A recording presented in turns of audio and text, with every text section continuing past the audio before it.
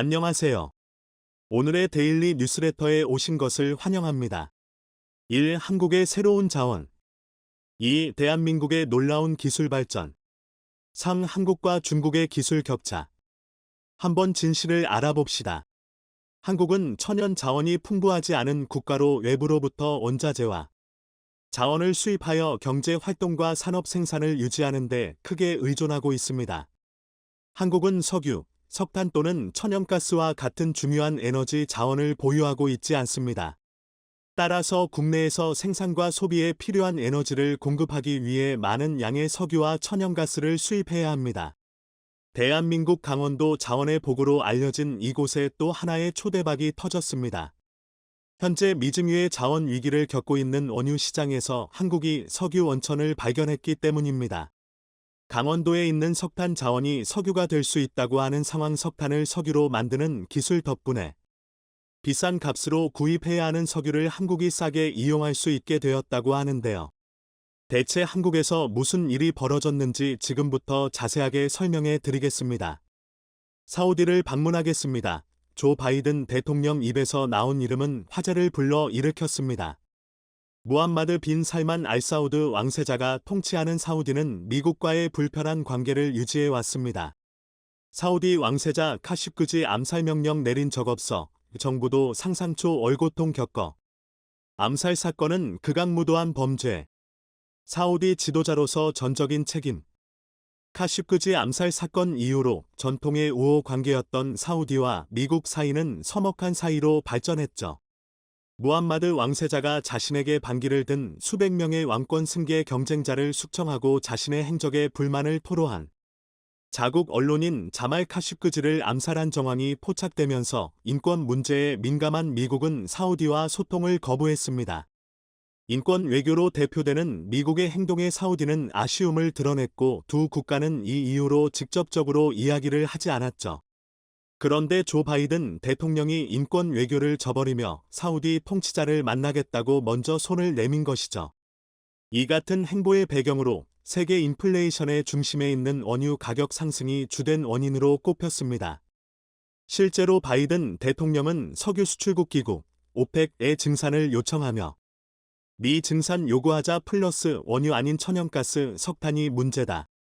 산유국들이 거부한 속내는 국제유가 최고치의 G20도 압박. 러시아가 생산하는 만큼 중동에서 추가 증산을 했으면 좋겠다고 요청했지만 거부당하는 일이 있었죠.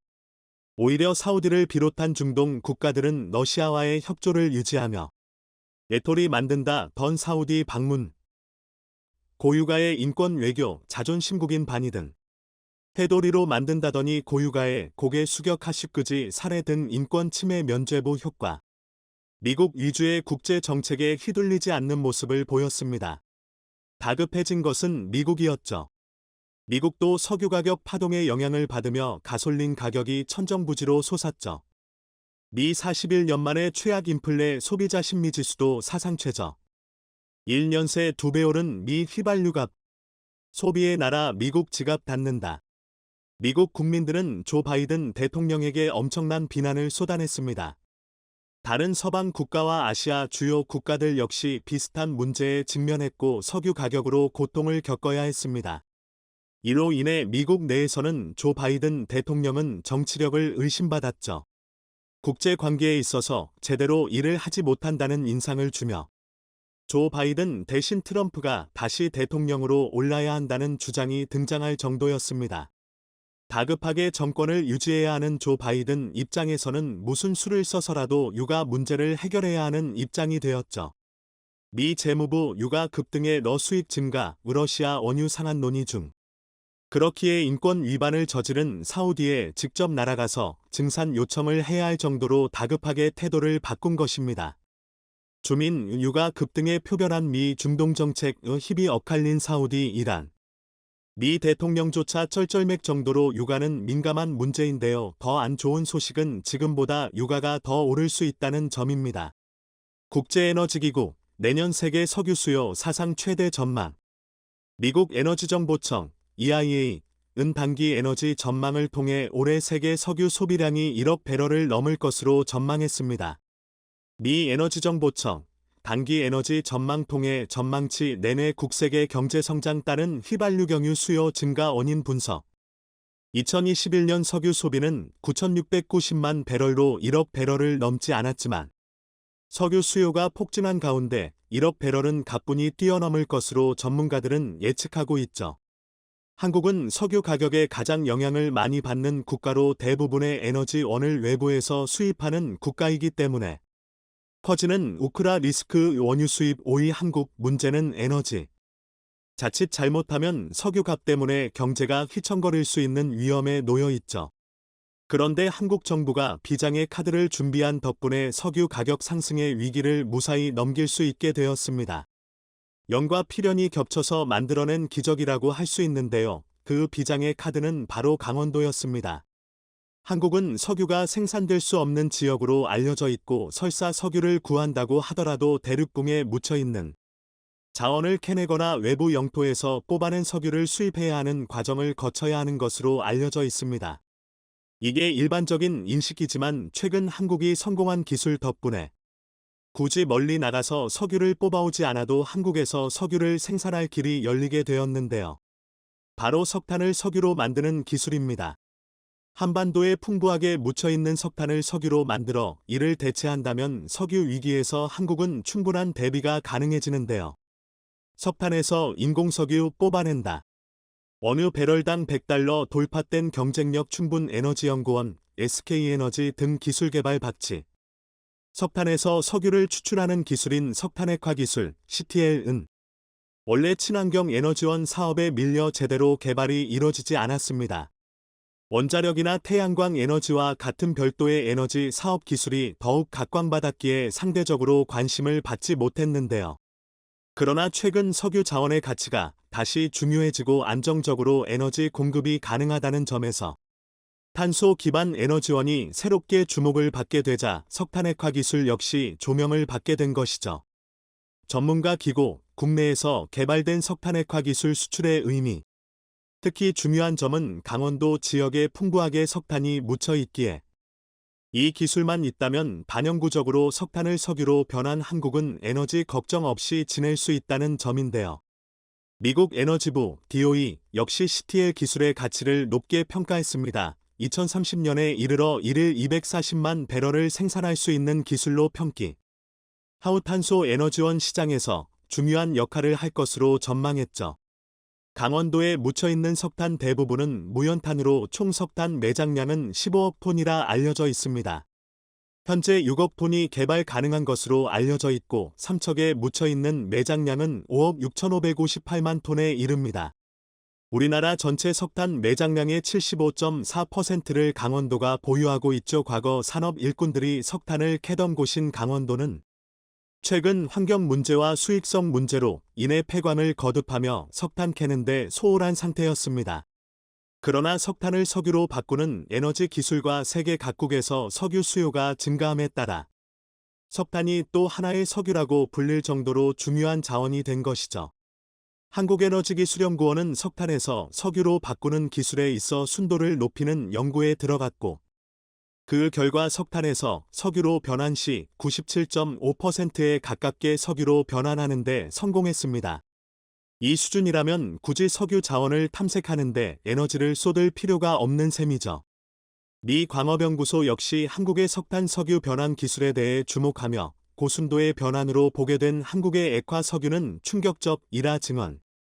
저규갑 금갑 시대 산요국 꿈 이뤄줄 희망의 신형금술. 이 정도면 강원도는 석유 위에 떠있는 수준이나 다름없다고 말했죠.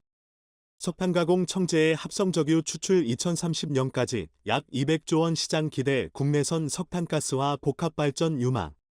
과거에는 변환하는 데 있어 오랜 시간과 에너지, 비용이 들어갔기 때문에 대규모 석탄 석유 변환 시 오히려 손해였습니다. 그러나 연구가 거듭되면서 변환하는 데 들어가는 시간과 비용이 줄어들었고 오히려 석유를 뽑아내는 것보다 더 효율이 좋아졌습니다. 국가기관 외에도 한국 민간 업체인 SK에너지 역시 CTL 기술의 가치를 눈여겨보고 기술 혁신을 거듭했습니다. 그린콜 개발팀을 중심으로 연구를 진행했고 안정적인 변환에 성공했으나 시대가 바뀌면서 SK이노베이션, 값싼 석탄서 청정가스 추출, 그린곳. 이 프로젝트는 중단 상태에 들어갔었습니다. 그러나 이 프로젝트의 비용이 투입되고 인력이 들어간다면 강원도를 중심으로 석탄을 석유로 바꾸는 일은 어렵지 않은 상황. 엄청난 양의 석유가 사실 발밑 아래에 잠들어 있는 것이나 다름없는 셈이죠. 석유 문제의 골머리를 앓고 있는 다른 국가들은 한국에서 석탄을 석유로 바꿀 수 있다는 소식에 경악. 러시아로 인해 빨라진 에너지 대전환 시대, 한국은 이를 수입할 수 있는 방안이 없는지 머리를 삿댔다고 하는데요.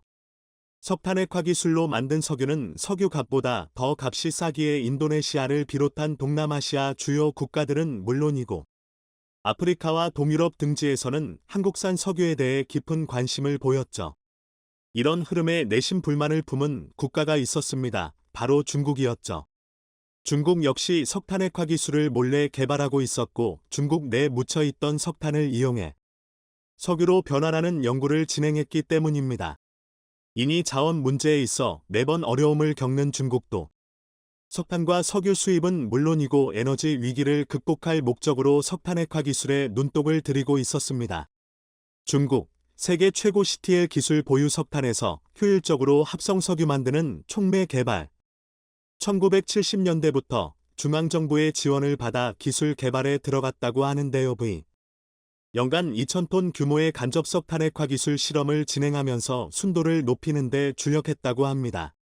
소위 말하는 국가 863 프로젝트라는 이름으로 여러 차례 실험이 진행.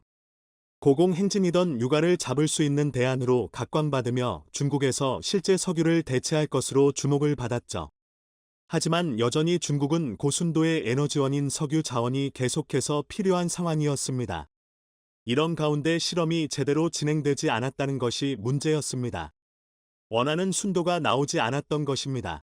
중국 실험에선 석탄에서 석유로 변경 시 순도 수준이 최대 70%에 지나지 않아 설사 석유로 바꾼다고 해도 더 많은 양의 석탄액화 석유가 필요한 것이 밝혀졌죠. 비교해봤을 때 석유를 직접 수입하는 게 더 싼 수준이었습니다. 중국은 부족한 기술력 때문에 번번이 원하는 수준으로 석유를 만들지 못했죠. 그런 와중에 한국이 높은 순도의 기술 개발을 완수하고 강원도 석탄을 이용해 현재 석유 위기를 극복한다는 소식을 듣고 이를 꽉 깨물 수밖에 없었습니다. 오랜 기간 개발을 했어도 스포트라이트는 한국이 가져가 버렸기 때문이죠. 뒤늦게라도 한국 기술을 따라잡기 위해 대규모 석탄액화 석유 공장을 건설. 1인 시에 연간 100만 톤 규모의 CTL 생산이 가능한 공장을 건설하고 내임원구 지역에도 CTL을 다루는 공장이 들어선다고 하면서 중국은 다시 거액을 투자해 한국 수준을 쫓아간다고 선언을 했습니다. 과연 중국은 한국을 뒤쫓아 고순도의 액화석유를 만들 수 있을까요? 석유 위기를 슬기롭게 해결할 수 있는 한국의 비장의 카드, CTL. 이 기술로 석유 문제에서 한국이 완전히 자유로워질 수 있기를 기원해 보겠습니다. 최근 미국 내에서 전기차에 들어가는 배터리는 전부 한국산이라고 해도 과언이 아닐 만큼 미국 내 전기차 기업들이 한국의 배터리 확보에 열을 올리고 있습니다. 미국 자동차의 상징이자 최초 자동차 양산 시설을 만든 포드도 100년이 넘는 역사상 최대 규모의 금액을 한국 배터리에 투자하겠다고 나선 것인데요. 그 외에도 여러 기종의 전기차들이 한국의 배터리와 함께 테슬라의 아성을 무너뜨리고 있습니다. 한국은 여기에 멈추지 않고 새로운 개념의 차를 개발하게 되는데 이를 상용화시킨 것은 전 세계 한국이 유일하여 이 때문에 많은 국가들이 주목하고 있습니다. 이는 전기차의 단점을 보완한 차로 원유 강국인 사우디아라비아에서도 한국의 새로운 차를 구매하기 위해 현금 다발을 준비했었다고 전해집니다. 반면 초창기 일본의 전기차 기업들은 전 세계 순위에 항상 10위권 안에 있으면서 강국으로 군림했었지만 현재는 10위권의 한국 기업들이 차지하면서 일본의 기업들은 저 멀리 잊혀졌습니다. 전문가들은 한국의 자동차들은 계속 성장할 수밖에 없고 일본의 자동차들은 계속 후퇴할 수밖에 없는 이유를 설명해 흥미를 끌고 있는데요. 현재 미국 내에서 어떤 기업들이 한국의 배터리 기업들과 동맹 관계에 있으며 한국의 세계 최초이자 유일하게 상용화에 성공한 신개념. 자동차는 무엇인지 그리고 왜 일본의 자동차 산업이 한국에 밀릴 수밖에 없는지에 대해 알아보겠습니다.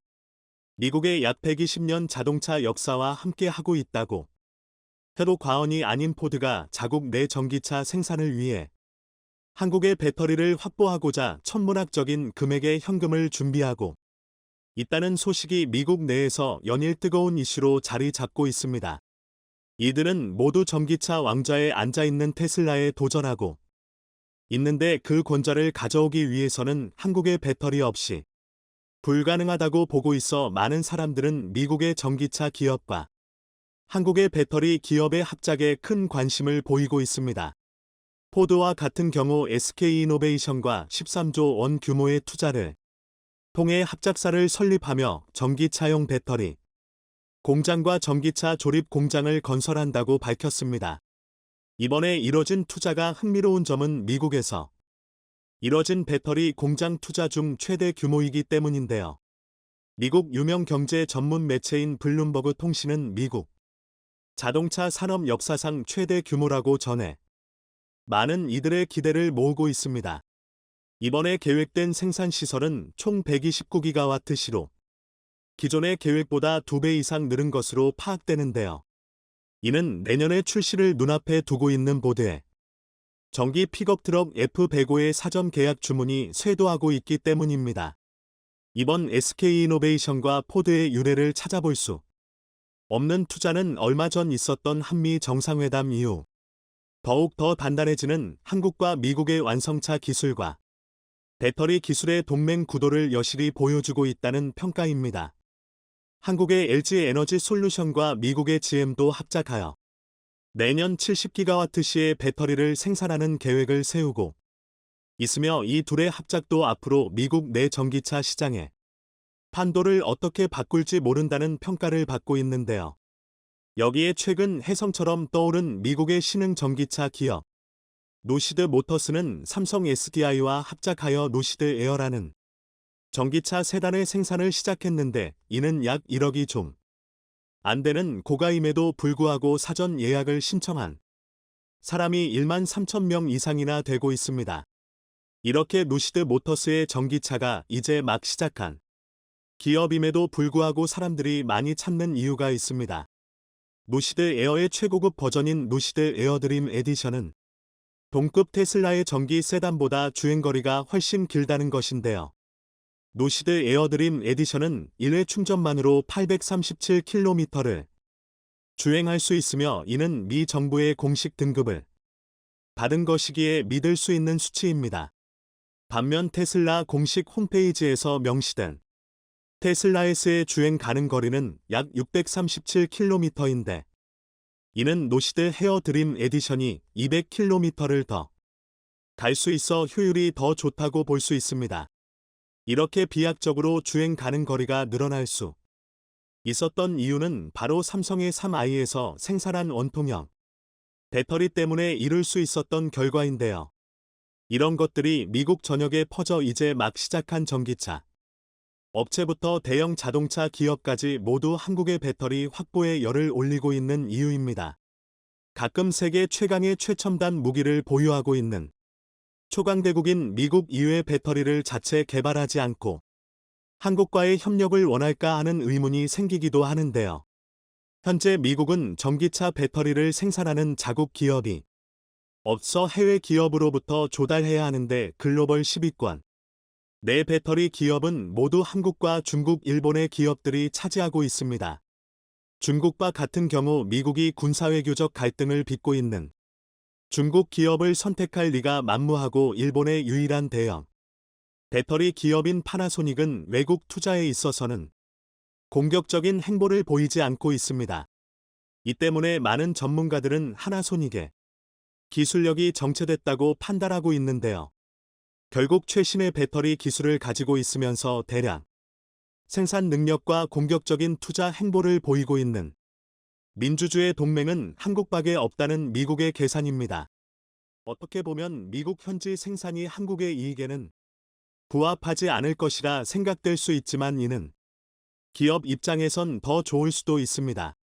현재 조 바이든 행정부는 미국 내 판매되는 제품 중 총 생산의 70% 이상이 미국산이어야만 무관세 혜택을 준다는 정책을 펴고 있는데요. 미국 시장에 진출하려면 모든 기업들이 미국에 공장을 세워야 하는 상황입니다. 여기서 한국 기업들이 미국 내 높은 점유율을 가지고 있다면 기술 로열티만으로도 엄청난 돈을 벌 수 있으며 30%만 수출하게 된다 하더라도 약 3억 3천 명의 미국 국민들이 전부 한국 제품을 쓰게 된다면 그것만으로도 충분히 이익을 볼 수 있습니다. 이에 테슬라는 한국의 배터리 기업들이 미국에 진출한 것에 굉장한 압박을 받고 있는 것으로 전해집니다. 이것 말고도 테슬라의 CEO 일론 머스크가 한국 때문에 혈압이 올라 쓰러질 만한 일이 또 벌어졌습니다. 바로 오직 한국만이 가지고 있는 신개념 자동차 기술이 그 원인인데요. 그 한국만이 가지고 있는 신개념 자동차 기술은 바로 수소전기차입니다. 몇몇 분들은 이것을 다 알고 있는데 무슨 신개념 자동차라고 말하냐고 할 수 있지만 레이저 무기를 모두가 알고 있음에도 기술력 때문에 생산하지 못해 신개념 무기체계라고 말하는 것과 같이 수소전기차도 높은 기술력 때문에 상용화하고 있지 못했었습니다. 그 이유는 바로 수소와 산소를 결합해 전기를 만들어내는 연료전지 스택 기술이 보통의 기술력으로 생산하기 어렵기 때문인데요. 그런데 그 어려운 기술을 한국 자동차 기업이 세계 최초이자 현재 유일하게 연료전지 스택의 일관 생산에 성공하며 양산하는 데 성공했습니다. 하지만 뜬금없이 미대륙의 한 부호가 한국 자동차 기업이 쓸데없는 노력을 했다고 말해 큰 파장을 일으켰습니다. 그 미국의 부호는 바로 일론 머스크로 한국이 수소전기차를 개발한다고 했을 때 전기차가 상용화된 지금 수소전기차를 만든다는 것은 바보들이나 하는 짓이라고 폄하해 논란이 된 것인데요. 몇몇 사람들이 일론 머스크의 말에 어느 정도 수긍했는데 과거와 달리 전기차 충전소가 많이 보급됐으며 운전하다 보면 심심치 않게 전기차를 자주 볼 수 있기 때문에 매번 수소를 충전해줘야 하는 수소전기차는 쓸모없어 보였기 때문입니다. 그런데 이런 생각들은 한순간에 뒤집어졌습니다. 많은 전문가들이 연구한 결과 수소전기차는 전기차보다도 더 친환경적이며 전기차가 환경오염을 멈춘다면 수소전기차는 발전되는 과정에서 오염된 환경을 더 개선한다는 점에서 우수한 공기 정화 능력을 발견한 것입니다. 또한 수소전기차는 일반 전기차보다 더 많은 장점을 가지고 있다고 전해지는데요. 전기차는 가정용으로 운용되는 것에는 좋지만 산업용으로 사용하기엔 적합하지 않습니다. 반면 수소전기차는 화물차로 쓰기에 적합한 성능을 보여주는데요. 전기차보다 주행 거리가 길고 무엇보다 수소 충전 시간이 전기 충전 시간보다 빠릅니다. 전기차의 경우 안심하고 운전하기 위해선 아무리 빨라도 1시간 이상의 충전 시간이 걸리는데 수소전기차는 길면 8분입니다.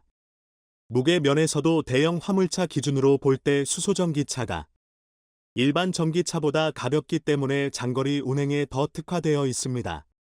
이보다도 더 중요한 것이 있습니다. 바로 수소 경제 체제를 만들 수 있습니다.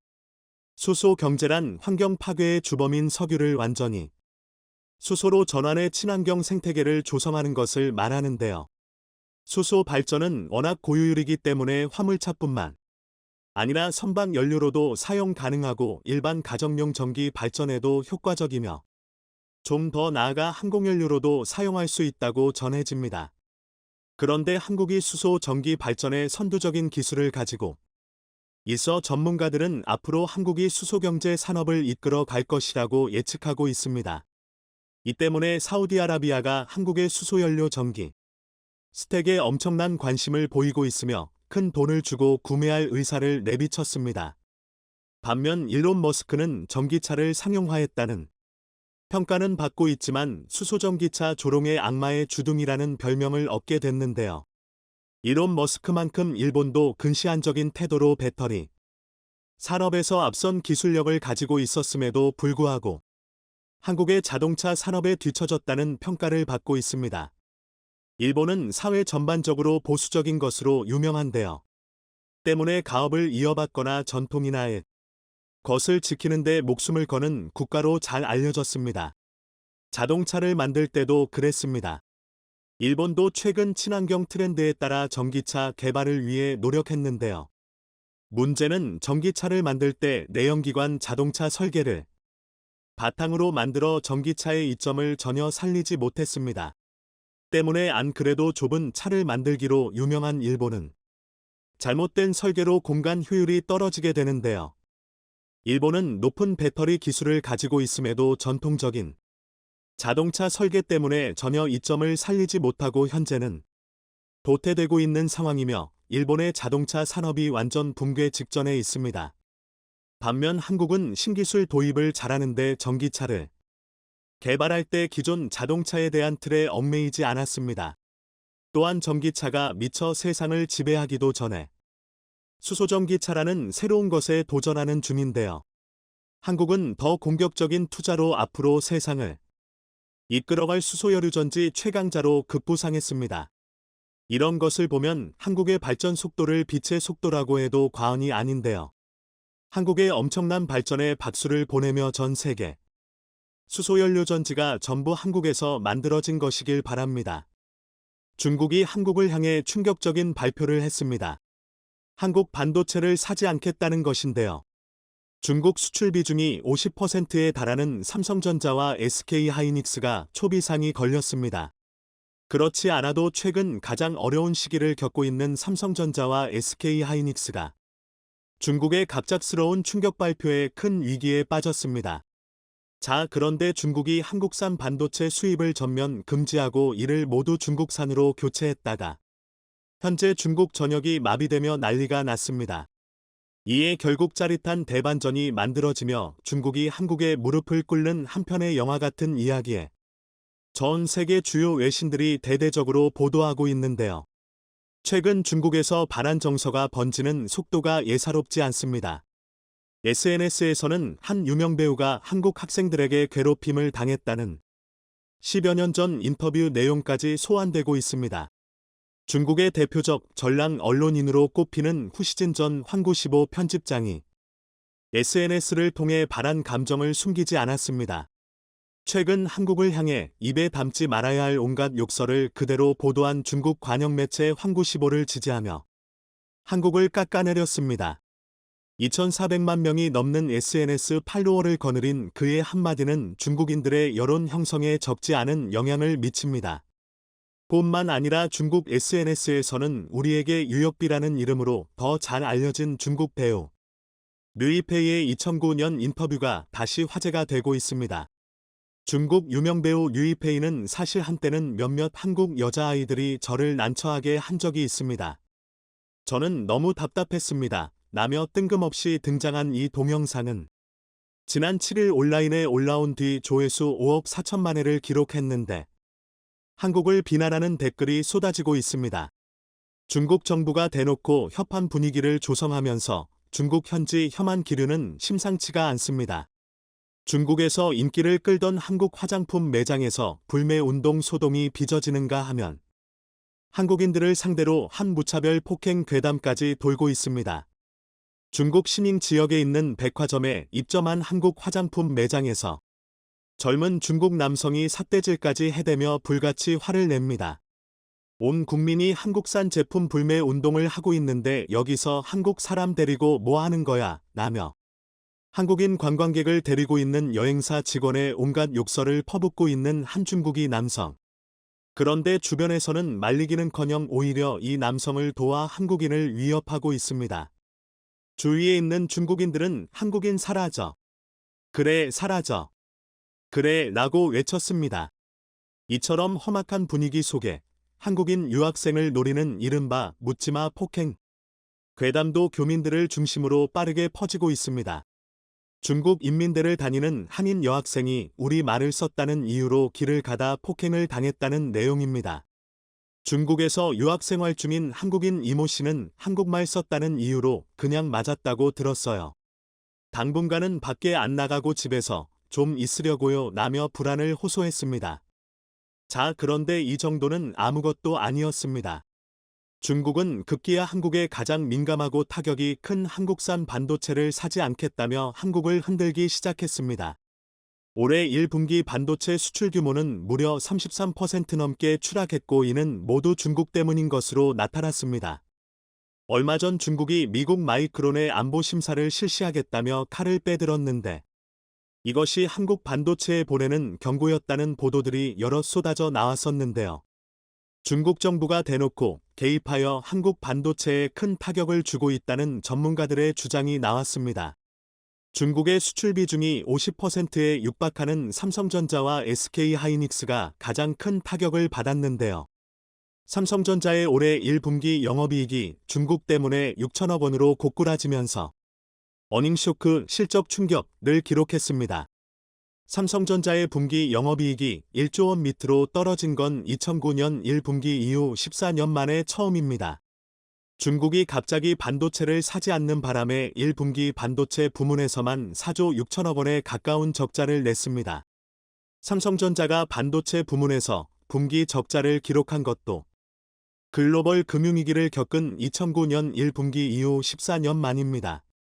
반도체 부문 매출은 13조 7,300억 원으로 나타났는데 지난해 같은 기간과 비교하면 매출은 반토막이 났고 영업이익은 무려 13조 원이 줄었습니다. 삼성전자는 그나마 스마트폰 사업에서 폴더를 보내 인기에 힘입어 막대한 영업이익을 기록하며 반도체 적자를 메꾸고 6천억 원의 영업이익이라도 냈지만 반도체 매출이 100%인 SK하이닉스는 상황이 훨씬 더 심각했습니다. 중국이 한국산 반도체를 갑자기 사지 않는 바람에 SK하이닉스가 올해 1분기 3조 4천억 원이 넘는 적자를 기록했습니다. 지난해 4분기 영업손실 1조 9억 원을 더하면 적자 규모가 5조 원을 넘어섰습니다. 하이닉스가 SK그룹에 편입된 2012년 이후 사상 최대 적자인데요. 지난해 같은 기간 1분기 매출 12조 1,557억 원과 견조 58% 감소했고 2조 8,639억 원이었던 영업이익도 적자로 전환했습니다. 문제는 지난해 4분기에 이어 영업손실 규모가 커지고 있다는 점입니다. SK하이닉스는 지난해 4분기에 1조 8,984억 원의 손실을 내며 분기 기준으로 10년 만에 적자 전환했습니다. 하이닉스가 SK에 편입된 해인 2012년 3분기에 240억 원 영업손실을 낸 이후 최대 적자 규모입니다.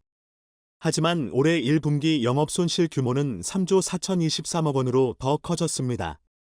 올해 2분기에도 메모리 반도체 업황 악화로 실적 개선이 어려워 2012년 이후 첫 연간 적자를 기록할 수 있다는 관측도 나오고 있습니다.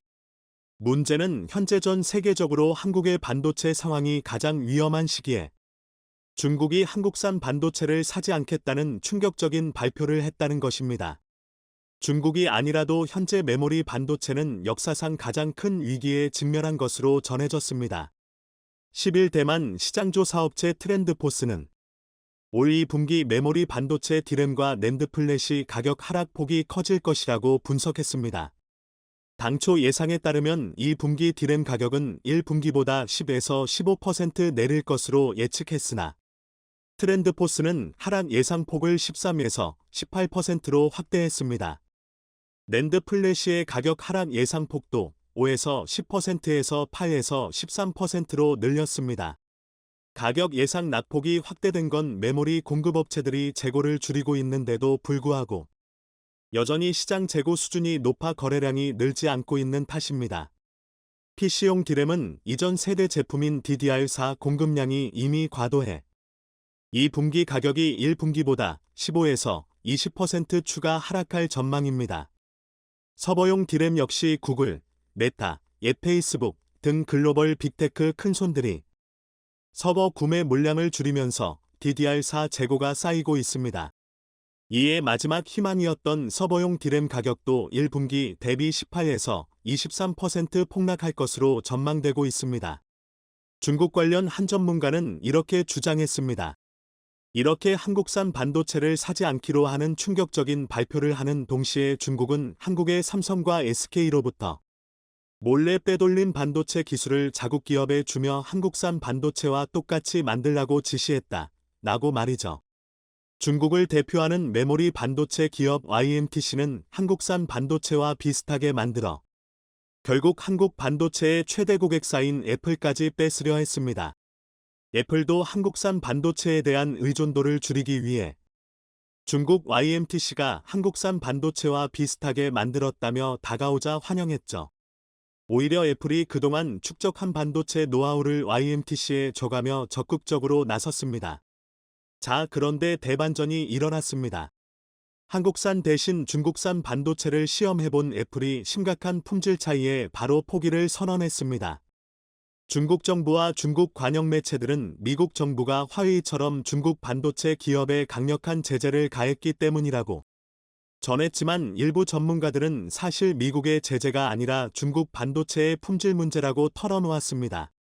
이렇게 중국 정부가 한국산 반도체를 모두 중국산 반도체로 바꾸려 하자 중국 기업들마저 중국을 탈출하고 있다는 놀라운 소식이 전해졌습니다.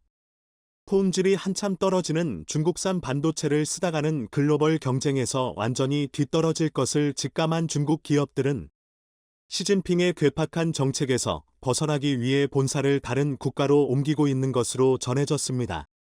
3위 전자상거래업체 핀도더는 상하이 본사를 아일랜드 더블린으로 이전했습니다.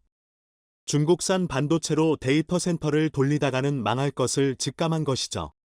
시진핑의 혀를 내두른 알리바바도 뉴욕 증시에 상장을 검토 중인 것으로 알려졌고, 심지어 중국 의류업체들까지 중국에서 동남아시아로 공장을 옮기면서 중국의 섬유 의류 산업도 망해버렸습니다. 시청해 주셔서 감사합니다.